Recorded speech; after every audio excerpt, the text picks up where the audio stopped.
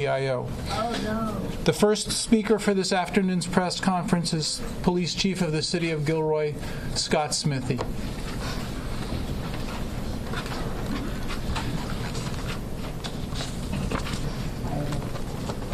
So I have a few updates for you in addition to what I've given the last two press conferences. The first is that, through the different teams working the crime scene and developing leads, we have located the suspect vehicle that was used to drive out near the festival. We have obtained a search warrant for that vehicle, and they're in the process of serving that warrant now.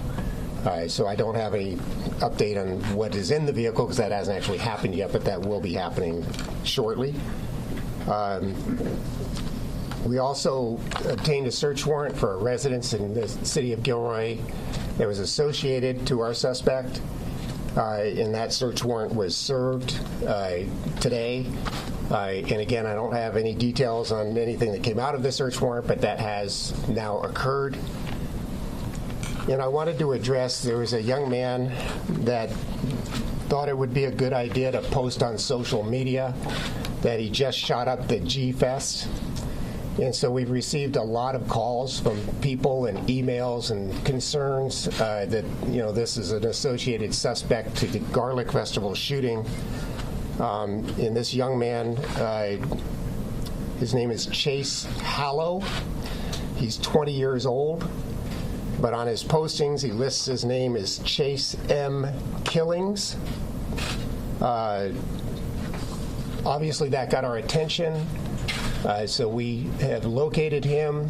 We have taken him into custody, and we've determined that he was not involved in the shooting, that he just thought it would be a fun way to get some attention, apparently. So for people that are sending that in or have seen that, we have followed that lead through and determined that that is not associated with this event. We also have our district attorney's office and other agencies are working together to open up a family assistance center to help victims and people affected by this shooting. And I just wanted to reiterate that, even though I know that went out as a press release. The DA's office, Victim Services Unit, the American Red Cross, and the county's behavioral health services are opening a family assistance center starting at 5 o'clock this afternoon. It'll be at the Rucker Elementary School in Gilroy. Rucker Elementary School is at 325 Santa Clara Avenue in Gilroy, California, 95020. The services that they will be providing at that center would include grief counseling and emotional support, assistance filing claims for state funds for payments of medical bills, counseling bills, and other assistance for victims and their families, and referrals to agencies for providers for medical services, counseling, and other related services. And they're going to open up today at 5. They'll be open from 5 this afternoon till 10 this evening. And then they'll be opened for the remainder of the week through Friday, 9 a.m. to 10 p.m. And then we'll reassess times in need at that point in time and issue additional hours as needed. And lastly, we've gotten this assistance from all these different agencies. And Sheriff Lori Smith is here with me today. And obviously this is her county, Santa Clara County, and her agency and her staff has been providing support. They were some of the first responders on scene. And whenever we deal with something like that, we have a mutual aid process.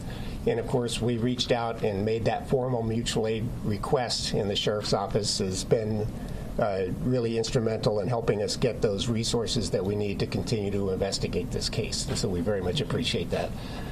And I'm going to turn it over and get another update from the FBI with regards to the process that's going on out at Christmas Hill Park.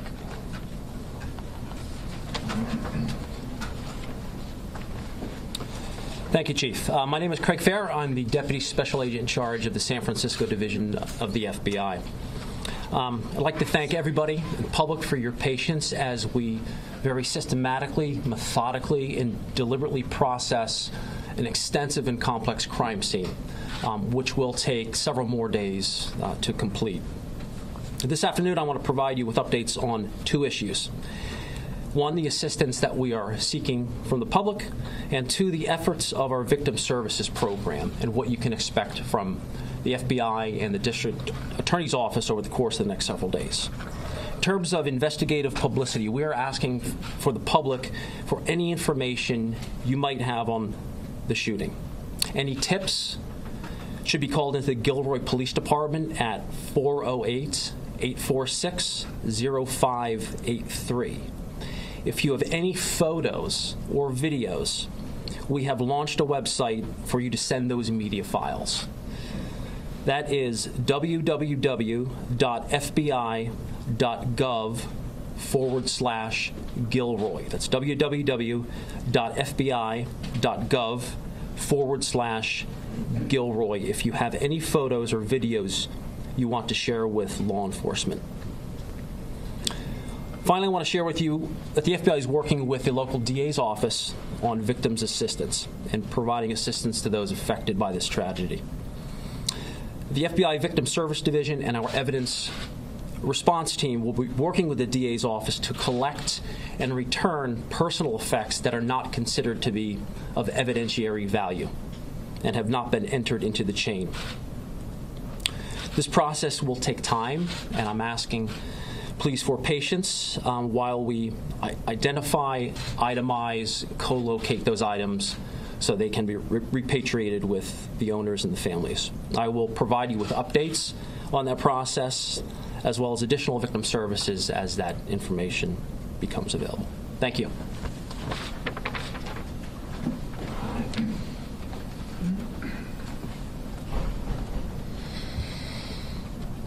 We will now take a few questions. Either for the chief or the FBI, have you checked, all this talk about a second suspect, have you guys checked to see if the ballistics of the suspect's gun match the bullets and the people who died? And do they? You want to answer that? Not something we're going to be able to answer right now. So that will be part of the investigative process. There will be, as in most cases, a forensic evaluation, but that determination has yet to be made. The gun is still collected as evidence and it's on site. We have not taken any steps towards that forensic evaluation at this point. Can someone confirm whether or not the gunman was armed with another gun, in this case possibly a handgun?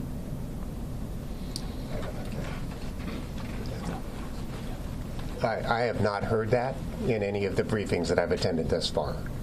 I spoke with one vendor today who said he saw the gunman and he said he saw him shoot with the handgun, and then when the handgun jammed, he started using the assault rifle. Okay, I have not. That's news to me. I have not heard that. Is there a second suspect out there? Have you concluded one way or the other there's somebody else you're looking for? As to the second suspect, we have not made any progress other than what I gave this morning. We're no closer to determining whether there was or was not a second suspect, and if there was, what involvement they may have had. Can you give us more details about the car of the suspect? I don't have that available in front of me. I'm sorry. You mentioned that a warrant was served on a house this morning or today. Can you confirm that that was the house on Churchill? That would be correct. Okay, and have you been able in the past 6 hours to derive anything additional about the suspect's motives or ideology? I have not. I have not had a briefing yet on the outcome of that search warrant or any relevant information that may have come out of it. Anything from the FBI? Have you learned any more about potential motives? We are currently undertaking social media scrubs, as well as assessing information that's derived from other interviews and investigative techniques that we've deployed over the past 24 hours. Can you guys just talk to the suspect's movement to Nevada? Was he living there, and why was he living there? What did you guys find at his house? I understand a search warrant was served up there. And did he come back here just to do this shooting?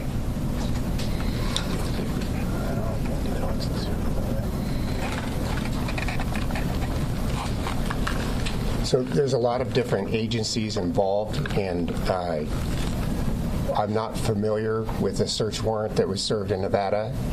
And I've heard a couple of different versions of the events as to whether he was living in Nevada still or whether he had moved back to California.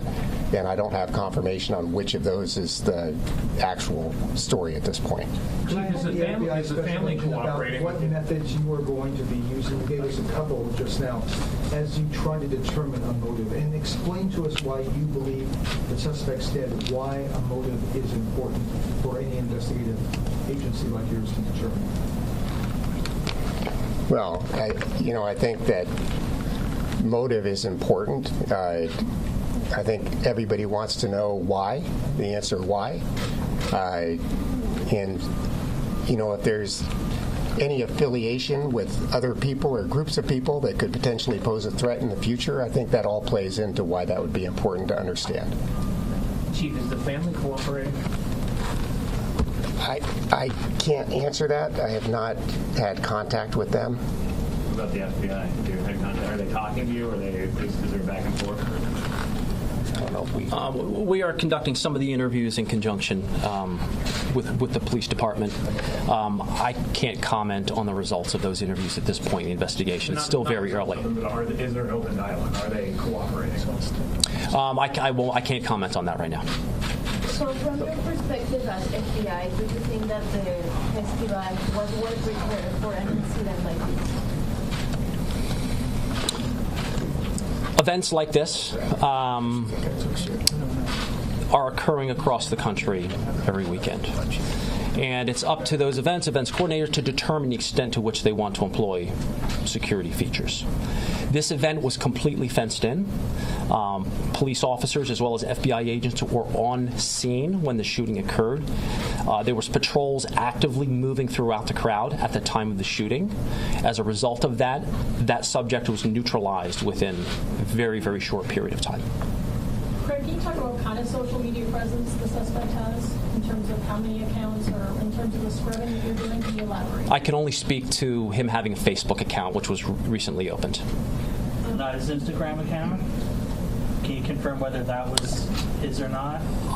I can't confirm that. Could you provide a little clarity on the weapon? I think this morning the police chief said it was an SKS, but then someone else was. There were reports that it was something I think called like a WASR. Could you clarify if you found out exactly what type of weapon that it was? Do you have the answer to that? I can tell you. Sorry. Robert Topper, I'm the resident agent in charge of the San Jose field office for ATF. I can tell you the weapon that was recovered was a AK-47 variant. That is it's based on the original AK-47 when it was imported. So that's I cannot give you the specific model or anything like that. And were there other weapons recovered, sir? Not that I'm aware of. It isn't imported. Yes. Is it legal in California? I know that'd be a California law question, but that would be a California law question. I know, but you deal with guns a lot. Is it legal in California? I'd have to direct you to California Department of Justice for that. In light of these alleged social media posts with the neo-Nazi referendum, just how random were the targets this gunman was shooting at? Or did he aim at specific people?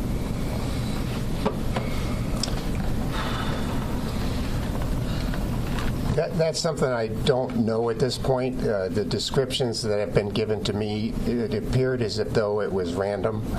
But I think we're still too early in the investigation to be able to say that definitively. So when you look at the number of injured, though, Chief, I mean, are we looking at a large number of minorities, the people that are in the hospital right now? Is there any sort of light you can tell us about that? We're compiling a list today of all the different victims and all the different locations. I do not have that list yet.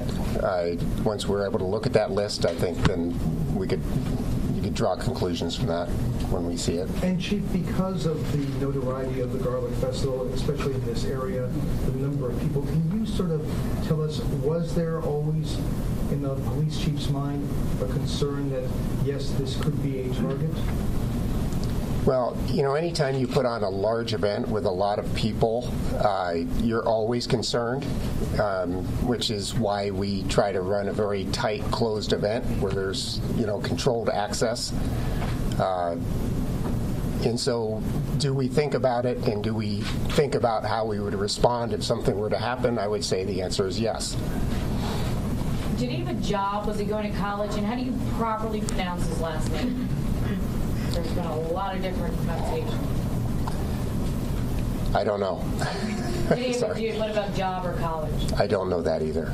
Can you confirm a backpack was found with ammunition outside? I'm sorry, ladies and gentlemen, that will be the end of this press conference. Can you get that last question? Is that possible? Can we just confirm that a backpack was found with ammunition located outside the festival grounds? I don't have any information on that. I'm sorry, I didn't hear the question.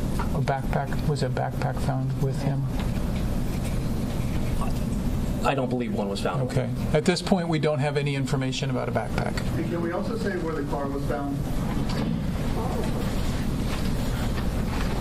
It was a little bit northeast of the park, off of Laurel Drive. What drive? Laurel Drive. Did you say anything about how the police apprehended him, the cameras, and how they... We are finished with this press conference for this afternoon. I apologize. The chief has someplace he needs to go. Next update? It will be approximately 24 hours from now, tomorrow afternoon. No, there will be one tomorrow afternoon. If you get new information, I would assume you would come to us before that time, though? It will, like I said, I will be relieved. Captain Murphy will be taking over, and yes, he will be putting out information as is appropriate. After people move out, I will field questions from the Spanish-speaking media, so we don't have conflicting camera activity. Anyone in the FBI or anyone out of town's last name? I will look into that.